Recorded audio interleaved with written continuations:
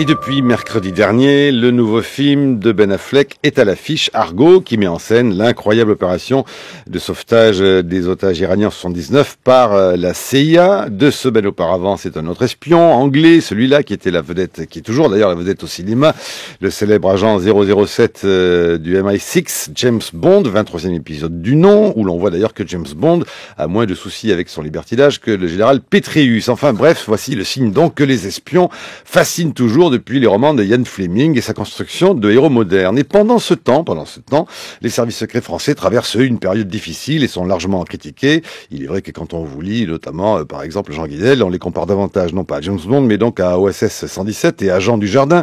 Le général, d'ailleurs, n'appelait-il pas les services secrets le guignol? Enfin, si on est sérieux tout de même, ce qu'on appelle leur échec autour de l'affaire Mera souligne de plus en plus son dysfonctionnement. Et puis l'affaire de Tarnac surgit également, avec cette fois 18 policiers mis en examen. Bref, faut-il parler de dysfonctionnement de nos services secrets? Comment les expliquer? Et pour cela, faut-il d'ailleurs peut-être en retracer la longue histoire. Et voici que cela est fait avec plus de 700 pages à la découverte, signé Roger Faligot, Rémi Coffer et vous, Jean Guinel. Histoire politique des services secrets français de la Seconde Guerre mondiale à nos jours. La première question sera très simple. Pourquoi avez-vous ajouté donc politique? Histoire des services secrets français, c'eût été trop imprécis? Non, histoire politique parce que il y a des histoires anecdotiques, des histoires féeriques, des histoires stupides.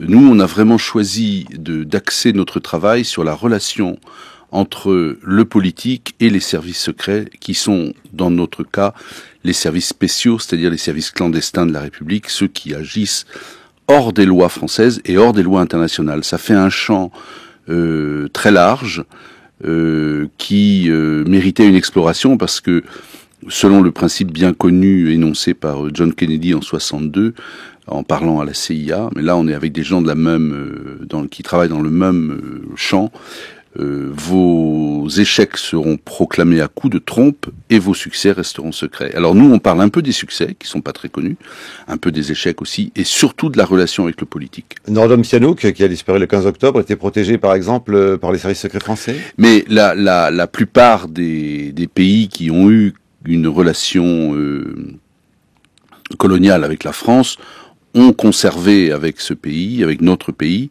des relations très étroites, et elles étaient souvent gérées par des hommes des services spéciaux. Oui.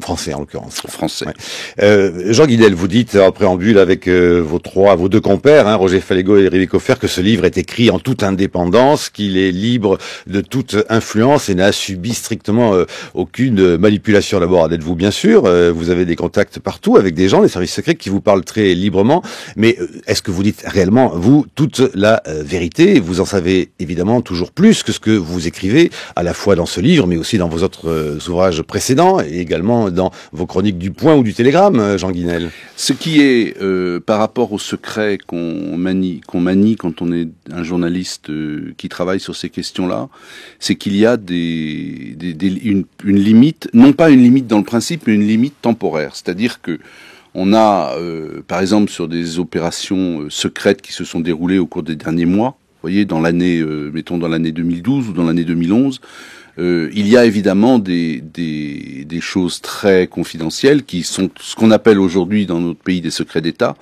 et il peut arriver qu'on en connaisse quelques-uns, et que pour des raisons liées à la sécurité des personnes ou à la sécurité d'opérations en cours, ce serait complètement irresponsable de les révéler maintenant. Donc, moi, par exemple, j'ai travaillé sur une histoire dont on parle ici, qui est le système d'interception des communications américaines par les Français.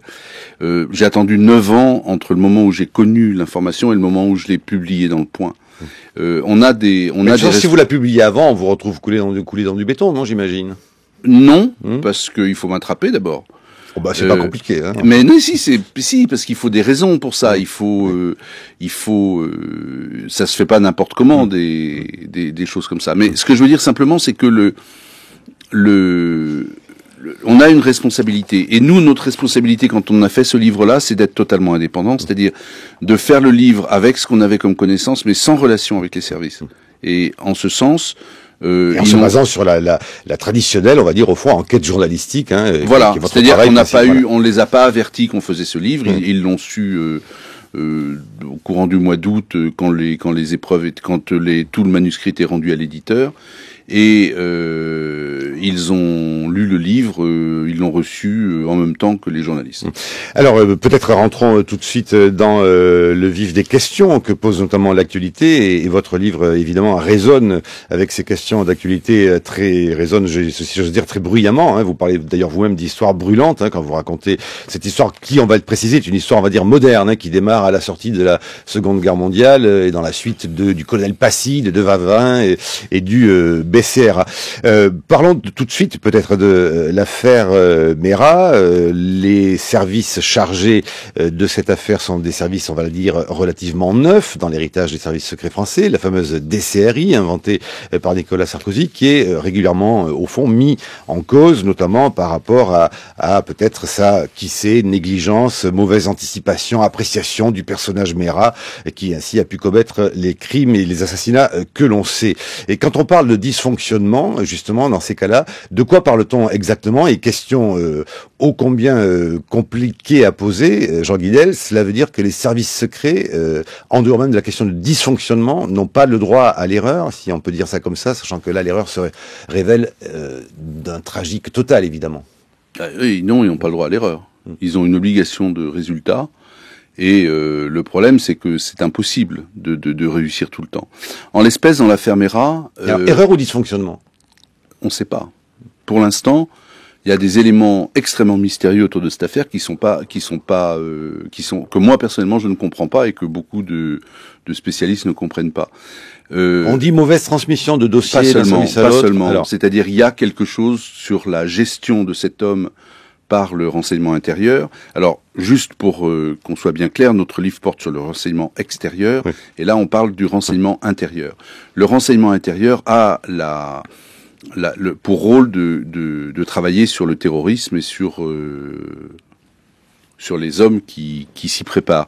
Et en l'espèce, la gestion d'un homme comme celui-là est très compliquée parce que à la fois il faut savoir ce qu'il va faire, essayer d'anticiper, essayer de comprendre, se servir de lui pour atteindre des cibles et éventuellement se servir de lui pour en faire un homme de renseignement. Mais lui, il travaille sur les deux plans, c'est-à-dire à la fois il dit à ses mentors de la DCRI qu'il travaille en intelligence et en relation avec eux, et en réalité, il poursuit ses propres buts.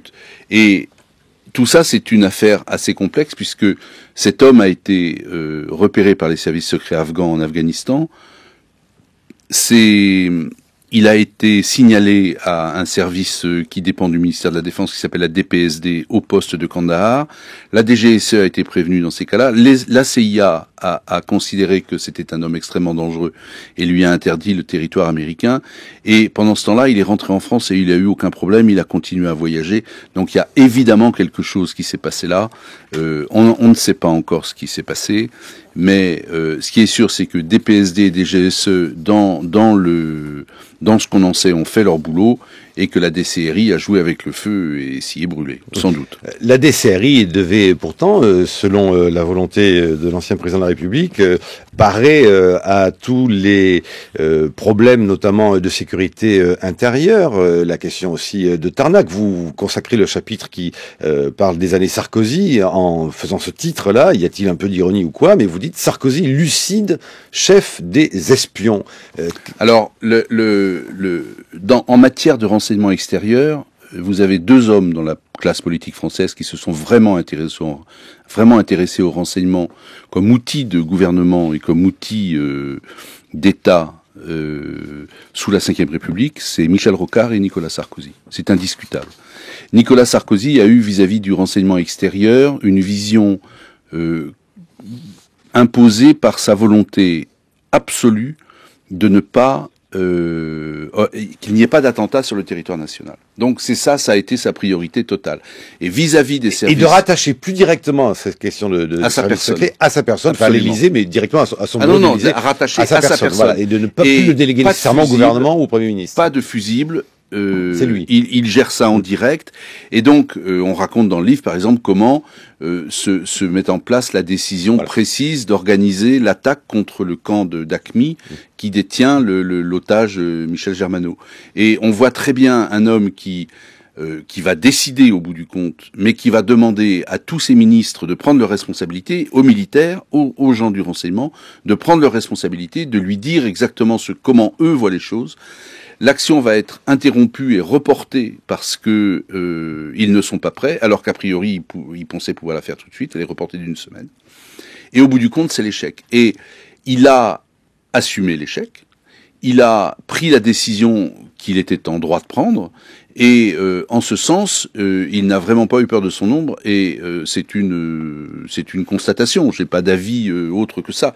Mais c'est vraiment une constatation. Il a tout à fait assumé l'action secrète et l'action assez violente des services secrets français. Et du coup, il en a assuré quoi? Une sorte de périmètre d'intouchabilité, si j'ose dire. Jean Guinel, vous avez remarqué que notamment dans l'affaire Mera, des députés, notamment Europe Écologie Les Verts, demandent qu'il y ait une commission d'enquête parlementaire sur la DCRI. Alors comment justement, ce qui court tout le temps au fond dans votre livre et qui est très intéressant, d'où je voulais relever cette question de politique, c'est que vous dites quand même qu'en France, par rapport aux autres pays, on a un gros problème. Les hommes politiques en général ont un problème avec leur service parce qu'ils confondent au fond, leur mission, ils confondent même des choses que confondent le Pékin moyen, mais qu'ils devraient peut-être pas confondre eux sur grosso modo les missions. Mais en matière de renseignement extérieur, je vous fais observer. Comment le politique peut-il contrôler quelque chose dont il n'a pas nécessairement une définition exacte? Eh bien, un homme politique qui a une vision et qui a une idée du renseignement a moins d'ennuis que les autres. Et je vous fais observer que sur toute la Ve République, le seul président de la République qui n'a pas eu d'ennuis avec le renseignement extérieur, avec la DGSE, c'est Nicolas Sarkozy. Tous les autres présidents y sont passés, sans exception. Lui, il en a pas eu parce que justement, il a été très pragmatique, il a été très clair dans la relation. Il a créé un poste de coordonnateur du renseignement. Il a nommé des hommes, notamment à la DGSE, il a nommé un homme dans lequel il avait complètement confiance et que le gouvernement actuel a conservé et avec lequel ça se passe toujours pas trop mal. Et ils ont déjà commencé à conduire des opérations. Par exemple, la récupération du général syrien Tlass a été faite par pas Tlass, je confonds, a été faite par les services français dans des conditions acceptables, risquées mais acceptables. Et c'est vraiment s'agissant du renseignement extérieur, c'est vraiment, à mon point de vue, quelque chose qui a plutôt pas trop mal fonctionné. Mais faut-il créer pas pour le renseignement intérieur. Faut-il créer une commission parlementaire, notamment pour contrôler et mieux connaître le fonctionnement, par exemple, de la DCRI? Sur l'affaire Mera et sur la DCRI, il est clair que il y a eu des dysfonctionnements assez sérieux sous la présidence de Sarkozy. Vous en savez plus que vous ne dites là. Parce que ce qu'on voit, c'est simplement, je m'interroge vraiment sur l'affaire Mera. Ça, je pense qu'on sait pas tout et qu'il y a vraiment des choses qui méritent d'être éclaircies dans la gestion de cet homme et dans les intentions qu'avait la DCRI. Ça, j'en suis à peu près convaincu. Informateur, pas informateur, informateur manipulé, manipulant à son tour. Mais voilà, le frère de Mera dans un livre dit mon frère ne pouvait pas travailler pour les services, pour la police, puisqu'il détestait tant la police que c'est impossible. Mais il leur a fait croire qu'il le ferait ou qu'il le faisait. Donc et là, échec, erreur d'appréciation, il a été plus malin que tout le monde. Malin, c'est quand même un criminel et un terroriste. Non, mais il a floué tout le monde. Il a dupé ses maîtres, oui, ceux qui pensaient être ses maîtres. Et alors, est-ce qu'une commission d'enquête parlementaire permettrait de voir la vérité? Est-ce qu'il est absolument nécessaire qu'on connaisse toute la vérité là-dessus? C'est là que la question du secret d'État peut intervenir. On a raison d'État. C'est quel vipère, quel crabe on va trouver sous les rochers en les soulevant. Il faut savoir si c'est utile d'aller si loin. Le patron de la DCRI. À la vue des morts qu'il y a eu, on peut avoir envie quand même d'en savoir plus. Ah, mais si vous savez, c'est aux parlementaires d'en décider. C'est à eux de prendre leurs responsabilités. 8h16. L'invité des Matins de France Culture, Jean Guinel, qui écrit avec Roger Faligot et Rémi Coffer, Histoire politique des services secrets français à la découverte. 8h17. Et c'est l'heure de la chronique de Brice Couturier. Bonjour Brice. Bonjour Marc. La France a toujours rêvé de se doter d'un équivalent du FBI.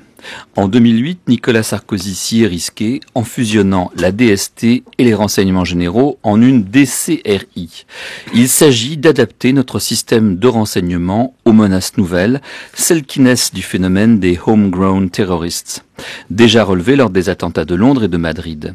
Mais comme dans le cas de Pôle emploi, fusion de la NPE et des ACDIC, chaque entité arrive au mariage avec ses personnels, ses méthodes de travail, sa culture.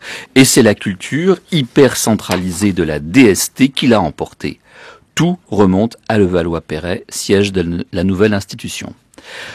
Entre le premier des assassinats commis par Mohamed Merah, celui du sous-officier Imad Ibn Ziaten le 11 mars et le bouclage du tueur dans son appartement des Izards au petit matin du 21, il s'est écoulé 10 jours. 10 jours durant lesquels le tueur a frappé à nouveau à 2 reprises. Contre 2 parachutistes le 15 mars, en abattant 3 enfants et le père de l'un d'entre eux au collège juif Ozaratora de Toulouse le 19 mars. Le soir même, il faisait la fête dans une boîte de nuit locale. Ces crimes abominables auraient-ils pu être évités ? Sur le moment, un certain nombre de personnalités ont critiqué l'action du RAID, qui relève de la police, estimant que le GIGN, qui dépend de la gendarmerie, aurait fait mieux. Toutes sortes de rumeurs complotistes ont alors circulé. Mohamed Merah aurait été exécuté pour le réduire au silence. Le père de Mohamed Merah, ancien trafiquant de drogue qui a abandonné sa famille pour retourner vivre en Algérie, a eu l'impudence, on s'en souvient, de porter plainte contre X pour l'assassinat de son fils, assisté de maître Isabelle Coutempère, défenseur du terroriste Carlos, converti à l'islamisme, qu'elle a d'ailleurs épousé en prison. Rappelons que Mohamed Merah a eu droit à 32 heures de négociation, mais qu'il a préféré de son propre aveu mourir en moudjahid en arrosant les policiers d'un déluge de balles, 69 tirs, avant d'être finalement abattu par des tireurs d'élite. Mais le rapport de l'inspection générale de la police nationale rendu public par Manuel Valls pointe des dysfonctionnements bien réels. Si Merah avait été parfaitement identifié comme personnalité à risque, le suivi a été défaillant. En outre, il y a eu des divergences regrettables d'appréciation entre l'antenne de Toulouse de la DCRI qui a alerté la direction centrale que Merah, pour leur dire que Merah pouvait être le tueur au scooter, et la direction centrale qui cherchait dans une autre direction. Rappelons que l'affaire de Toulouse intervient peu de temps après l'affaire Breivik et que bien des choses pouvaient laisser penser alors à la piste d'un tueur d'extrême droite. Bien des médias se sont d'ailleurs engouffrés dans cette hypothèse à l'époque. Lorsque le Parti socialiste était dans l'opposition, l'actuel président de la commission des lois, Jean-Jacques Urvoas, a présidé une commission de réflexion sur les services de renseignement. Il en est notamment sorti l'idée selon laquelle le Parlement français, comme celui de toutes les grandes démocraties libérales, devrait disposer d'un contrôle a posteriori de l'activité des services. Le même Jean-Jacques Urvoas a refusé aux parents des victimes de Mohamed Merah l'enquête parlementaire qu'il réclame. Mais voilà que les députés d'Europe Écologie Les Verts, s'associant avec les radicaux de gauche, viennent de passer outre à ce veto en usant du nouveau droit reconnu au groupe parlementaire de créer une commission d'enquête parlementaire par session. Une par session, pas plus. Cela ne va sans doute pas arranger les relations entre les Verts et le Parti socialiste, mais cela va peut-être contribuer à dissiper une impression de malaise que laisse l'affaire Mohamed Merah. La chronique de Brice Couturier à retrouver sur franceculture.fr. Jean Guinel, on a déjà un peu évoqué ces questions. Vous disiez ce qui laisse un peu interloquer quelques-uns de nos auditeurs qui font parvenir le message. Tiens, il n'y aurait donc peut-être pas de nécessité à en savoir davantage sur l'affaire Merah. Vous plongez quelques-uns de nos auditeurs dans le trouble, Jean Guinel. Je vais lever leur trouble. Dans l'affaire Merah, il y a énormément de zones d'ombre qui tiennent notamment à la relation entre les services de renseignement français, la DCRI, les services de renseignement extérieur, la DGSE, et les services étrangers, le Mossad, la CIA, la NSA sans doute, donc le grand service d'interception américain, le GCHQ britannique qui intercepte aussi les communications. Il y a des zones de mystère autour de ça, sur la genèse de l'affaire et sur le suivi du terroriste.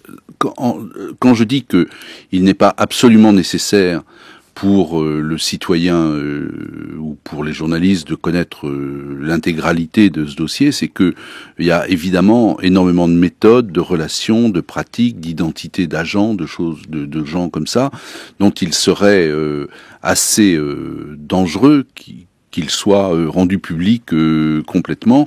Même devant une commission d'enquête parlementaire ? Non, je ne dis pas ça.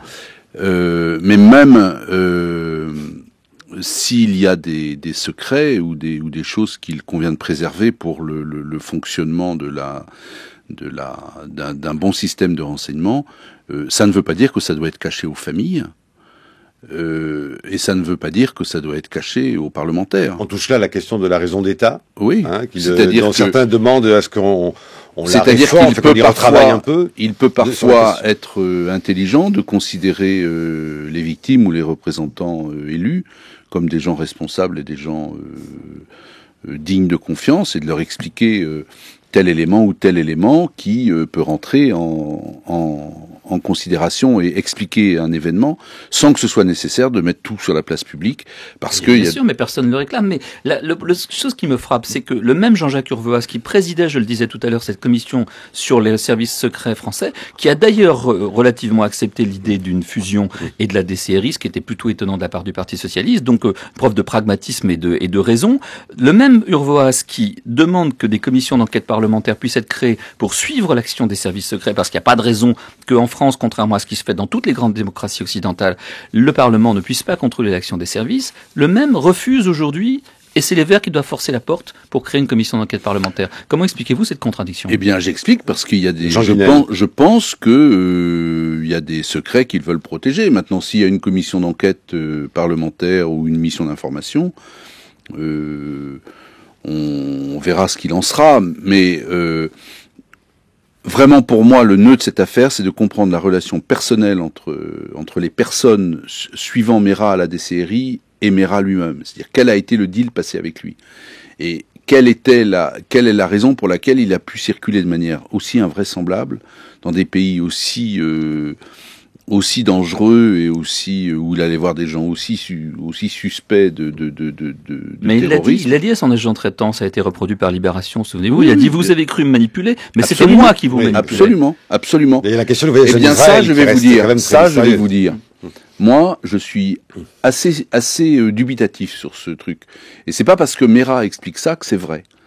Je pense que il a été manipulé en partie et que peut-être, jusqu'à un certain point, ça donnait satisfaction à la DCRI. Alors évidemment, c'est pas la partie assassinat, antisémitisme et tout ça qui a pu lui donner satisfaction. Mais aller savoir quel renseignement il a apporté, j'en sais rien, je sais pas. Mais je pense que c'est le nœud de l'affaire. Ce qui distingue d'ailleurs au fond la DCRI de la DGSE, qui est le sujet de votre livre avec Faligot et Koffer Jean Guinel, c'est que effectivement on peut sans doute parfaitement organiser, mettre en place une commission parlementaire pour enquêter, éclairer les questions de la DCRI. Sur la DGSE, il en est tout à fait autrement. Ce qui est transparaît dans votre livre, et vous le rappeliez en première partie, c'est que la DGSE, elle est proprement, au sens littéral du terme, hors la loi.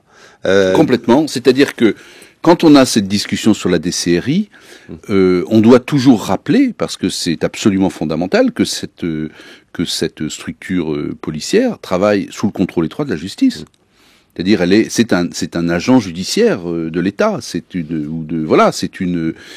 Les officiers de police judiciaire rendent compte à des juges d'instruction. Oui, elle rend compte, on va dire. Voilà, oui, elle rend compte et elle applique des mandats, elle applique et elle doit apporter des preuves et pour traduire les gens en justice. La DGSE, c'est pas du tout ça. La DGSE, elle agit à l'extérieur de la France, hors des lois des pays concernés, des pays dans lesquels elle intervient. Et quand elle agit sur le sol français, ce qu'elle fait tous les jours, elle le fait de manière totalement illégale. Totalement. C'est-à-dire, elle n'a pas le droit. Donc elle le fait. On raconte dans le livre cette histoire de la visite par la DGSE de la chambre d'hôtel à Toulouse d'un dirigeant chinois qui venait acheter des Airbus, et où les gens se sont fait prendre un peu bêtement. Elle avait rien à faire là. Objectivement, c'est pas sa mission. Or, elle le fait tous les jours. Donc, quand vous travaillez avec couverture et connaissance du dossier par le président de la République en général. Pas sur le président de la République est pas au courant de l'entrée dans une chambre d'hôtel, évidemment non. Mais il y a une pratique qui fait que, dans l'esprit des lois, en tout cas, les choses fonctionnent à peu près normalement, et le pouvoir politique connaît, en tout cas dans les grandes lignes, ce qui est en train de se faire, puisque de toute façon, quand la DGSE agit dans une chambre d'hôtel à Toulouse, elle agit pour remplir les objectifs d'un plan de renseignement qui est fixé à l'Élysée. Puisqu'on est dans les métaphores cinématographiques, pour le dire clairement, la DGSE a, entre guillemets, le permis de tuer. Le license to Pas kill. du tout. Non. Pas du tout. Elle a la possibilité de faire ce qu'on appelle maintenant, dans un terme un peu nouveau, des exécutions extrajudiciaires, mais elle le fait avec des ordres. C'est-à-dire, elle a des instructions pour le faire. Elle demande des instructions. À quel niveau? Du président de la République. Dans votre livre, le président François Mitterrand dit, je ne sais plus quel responsable, pardon, parce que sur les 730 pages, c'était impossible de faire de la prise de notes tout le temps. Mais le président de la République dit, responsable de la DGSE, je ne vous autorise pas à tuer Carlos. Absolument. Vous le prenez vivant. Voilà. Absolument. Et c'est dans la relation entre les services secrets agissant clandestinement, sous des fausses identités, avec des couvertures de tous ordres.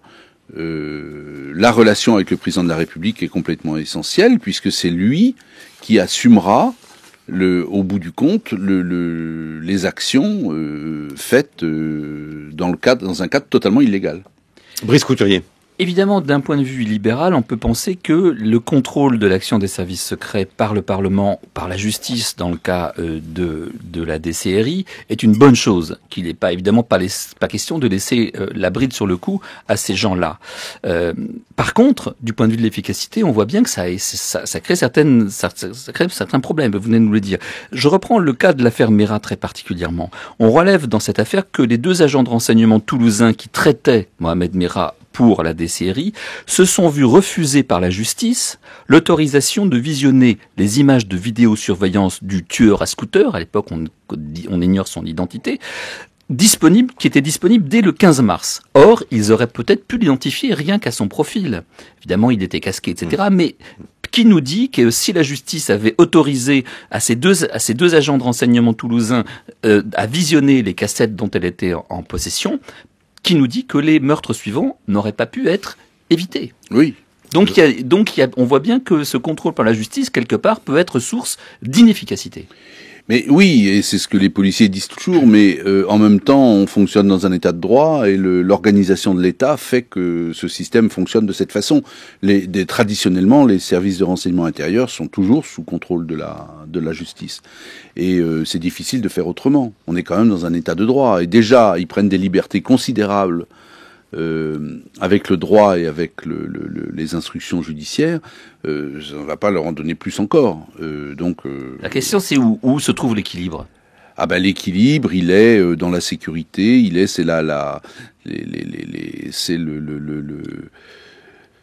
c'est très compliqué à définir.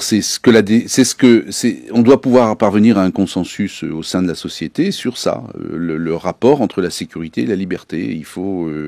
C'est là-dessus que se joue le curseur, et c'est ce à quoi nous nous employons, nous journalistes, du matin au soir. Mais le problème, dites-vous, c'est que les Français et leurs hommes politiques, ça vous le rappelez, donc les élites, n'ont pas la culture, comme l'ont les Anglais ou les Américains, la culture du renseignement.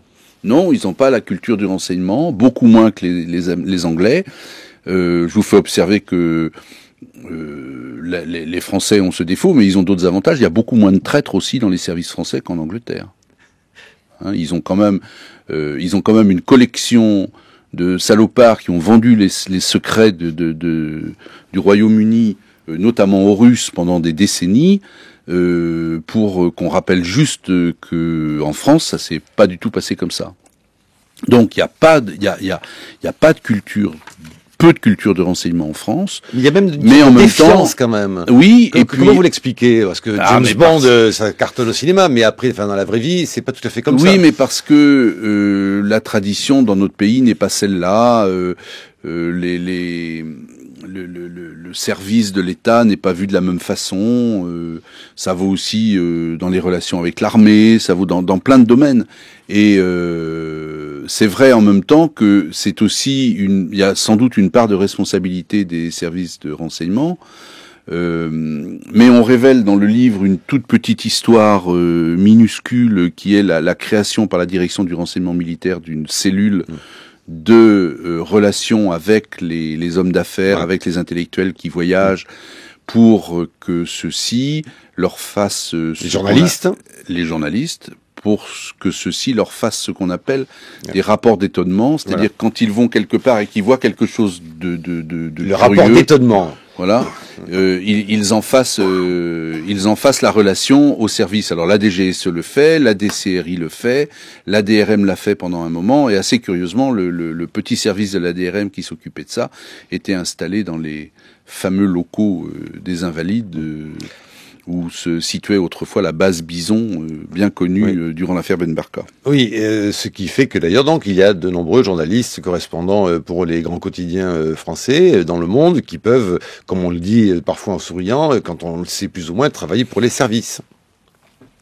Ben oui, ça fait longtemps que ça existe. Plus même que le fameux rapport d'étonnement, Jean Guinel, quand même. Oui, ça peut même aller jusqu'à ce que la DGSE, notamment, ou le SDEC autrefois, repèrent des jeunes prometteurs, tout jeunes, leur financent leurs études, les aident à devenir journalistes et à rentrer dans de grandes rédactions, et ensuite en face des amis pour la vie, et profitent de leur carrière pour avoir des entrées dans les plus importantes rédactions parisiennes. Ce qui peut poser tout de même des problèmes quant à la question de l'information, notamment quand il s'agit de la France-Afrique, par exemple. Moi, je fais partie des gens de la vieille école qui considèrent que quand on est journaliste, on travaille pour son journal et pas pour d'autres.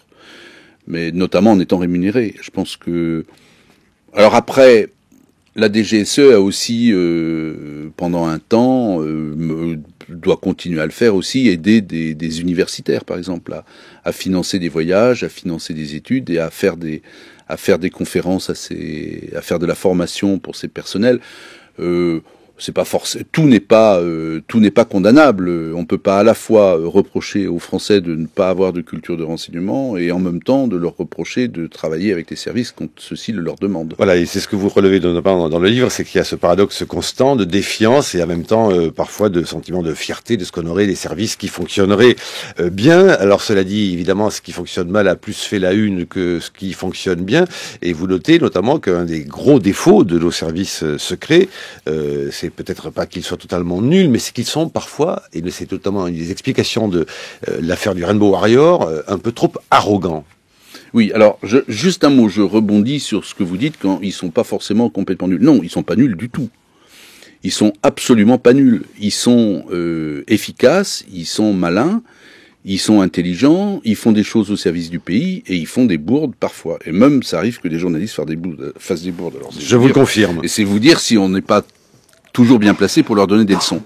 Alors, rappelez-moi la suite de votre question, formidable. Ben non, mais c'est l'idée au fond qu'il y a l'arrogance quand même, qui parfois nous met un peu dedans. La fameuse caricature de Jean Dujardin dans OS 117. Mais elle est parfois. Ben vous savez pourquoi je vous dis ça? Regardez, du 15 au 16 octobre dernier en Bulgarie, au nord de la Bulgarie, il y a 5 personnes. On va en reparler. Voilà. Un instant sur l'arrogance. L'arrogance, elle est parfois perceptible dans les services de renseignement, elle est perceptible dans le monde politique, elle est perceptible dans la presse, et les Anglais ont un mot pour ça, ils appellent ça Gallic arrogance.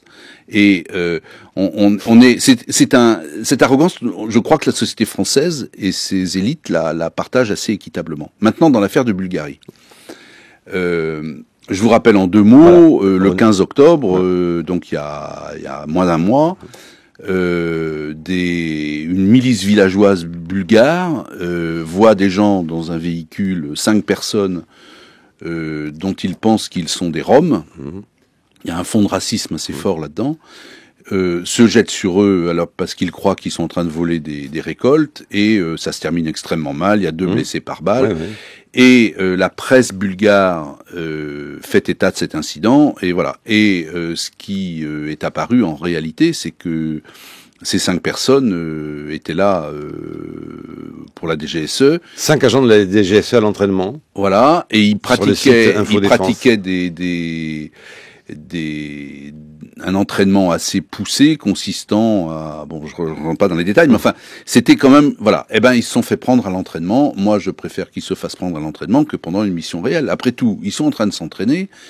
Ils font une bêtise, il n'y a pas mort d'homme, ça a été réglé en vitesse entre les gouvernements bulgares et français, ils ont été rapatriés et ça n'aura pas de conséquences. Maintenant, on peut pas demander à des gens de faire si on peut rentrer dans le type de la mission qu'ils étaient en train de faire, mais enfin c'était un truc vraiment extrêmement compliqué et on peut pas leur demander d'exécuter pour la France des missions difficiles et de ne pas s'entraîner dans des conditions à peu près réelles, c'est-à-dire franchir des frontières clandestinement et tout ça. Il faut bien qu'ils s'entraînent. Et puis quand l'entraînement, il y a des risques. La question de l'image justement de nos services secrets. Je vous propose d'écouter Éric Denessé, directeur du Centre français de recherche sur le renseignement, qui justement en fait est l'auteur chez Ellipse d'un petit ouvrage. Les services secrets français sont-ils nuls? Il répond à Christophe Payet. La première chose qui leur fait défaut, c'est une vraie confiance, une vraie prise en compte par les autorités de l'État. Dans notre mentalité nationale, l'espionnage est toujours quelque chose d'inavouable, de sale, et du coup, les élites n'y ont pas recours naturellement. Alors ça se traduit effectivement par trois choses. D'abord, un manque de moyens, que ce soit en matière de budget accordé au renseignement, et aussi en matière d'effectifs. Il faut savoir, par exemple, que nos amis britanniques, dont la population est à peu près équivalente, les responsabilités internationales sont très similaires aux nôtres, à peu près 50% de plus d'individus dans les services de renseignement et des budgets qui sont 3 à 4 fois supérieurs aux nôtres. Et donc ça, c'est un aspect très très important. Le second, c'est on ne sollicite pas suffisamment l'outil de manière intelligente de la part des élites. On voit bien que dans le monde américain, en Israël, en Russie et au Royaume-Uni notamment, pour ne citer que les pays qui sont leaders en la matière, les dirigeants politiques sollicitent et utilisent le renseignement infiniment plus que ne le font les dirigeants français. Voilà, Éric Denessé au micro de Christophe Payet. Jean Guinel. Sur le manque de moyens, c'est un discours qu'on entend beaucoup dans les services. C'est quand même 1 milliard d'euros par an. Les Français ont des moyens techniques que n'ont pas les Britanniques, les satellites d'imagerie par exemple, de manière nationale. Donc je crois l'argument selon lequel il n'y aurait pas de moyens, ça mérite d'être discuté. Sur l'argument selon lequel les services français ne seraient pas assez sollicités, Denessé a peut-être des informations sur ça. Moi, j'en ai très peu. C'est extrêmement difficile de savoir quels sont les outils dont se sert le chef de l'État pour prendre ses décisions. Sur les moyens techniques dont dispose la France et les moyens humains, ils sont absolument pas nuls. Et après, le problème qu'on voit dans le livre de manière assez récurrente, c'est que des renseignements de qualité sont fournis aux politiques qui ne s'en servent pas, qui ne les utilisent pas, et ça court depuis que le renseignement existe. Depuis en tout cas l'époque que vous datez, notamment de la sortie de la période de la Résistance, de la sortie de la Seconde Guerre mondiale, avec De Wavrin. Pour Éric Denessé, encore tout de même une chose, et ce sera dans le dernier thème de nos matins avec vous, Jean Guinel, la question tout de même du cyber-espionnage. Les pouvoirs publics français, selon Denessé, négligeraient l'importance du cyberespionnage. On ne met pas aujourd'hui suffisamment de moyens, ni offensifs ni défensifs, sur ce qu'on appelle la cybersécurité. Il faut savoir que les cybermenaces sont extrêmement fortes et en croissance constante, qu'il s'agisse de cybersabotage, de cyberterrorisme, de cybercriminalité ou de cyberespionnage. Et là, le président Sarkozy a donné naissance à une agence nationale de sécurité des systèmes d'information. Malheureusement, elle est infiniment en deçà en matière d'effectifs et de moyens de ce qui se passe un peu partout dans le monde. Et puis sur le plan de la lutte offensive, c'est-à-dire quelles sont aujourd'hui les capacités françaises à aller espionner les réseaux étrangers, notamment de ceux qui veulent nous nuire, ou à aller déclencher nous-mêmes des actions de rétorsion sur ceux qui ont essayé de pénétrer nos réseaux. Nous avons quelques capacités, nous ne sommes pas les derniers de la classe, mais encore une fois, elles sont totalement sous-dimensionnées par rapport à ce que devraient être les moyens de la France en la matière au regard de nos responsabilités internationales. Voilà, Eric Denessé au micro de Christophe Payet. Et oui, c'est que là, quand l'on voit le dernier James Bond, toute blague mise à part, il est très dans l'air du temps. Cette question du cyberespionnage, elle est réelle et elle induit de nouvelles stratégies, objectivement, à la fois, au fond, militaire et de renseignement, d'être à la fois offensif, défensif. Jean Guinel. Alors, la France a fait des progrès considérables en la matière depuis longtemps. Mais elle est à la poursuite elle cherche des réponses à une menace et à des vulnérabilités qui s'accroissent tous les jours. Et il se trouve que je suis l'auteur d'un livre qui s'appelle Guerre dans le cyberespace, qui a été publié en 1995.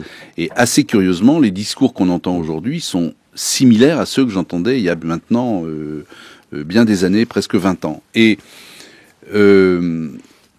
je crois que en matière de cybersécurité, on néglige vraiment la manière dont nos concitoyens érigent la transparence numérique sur leur propre vie à tous les niveaux, c'est-à-dire images, information, intimité.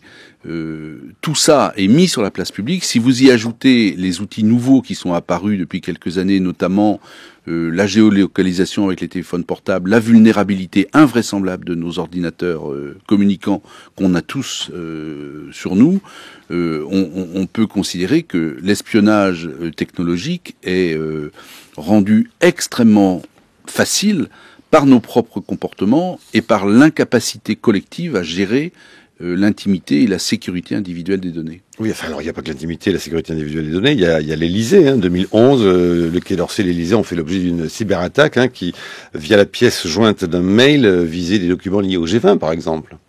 Oui, je crois que l'attaque sur l'Élysée est beaucoup plus grave que ça. Celle qui s'est produite entre le départ de Nicolas Sarkozy et l'entrée dans le week-end entre le départ de Sarkozy et l'arrivée de François Hollande a été extrêmement grave et qu'elle est rentrée dans les tréfonds du système informatique de l'Élysée.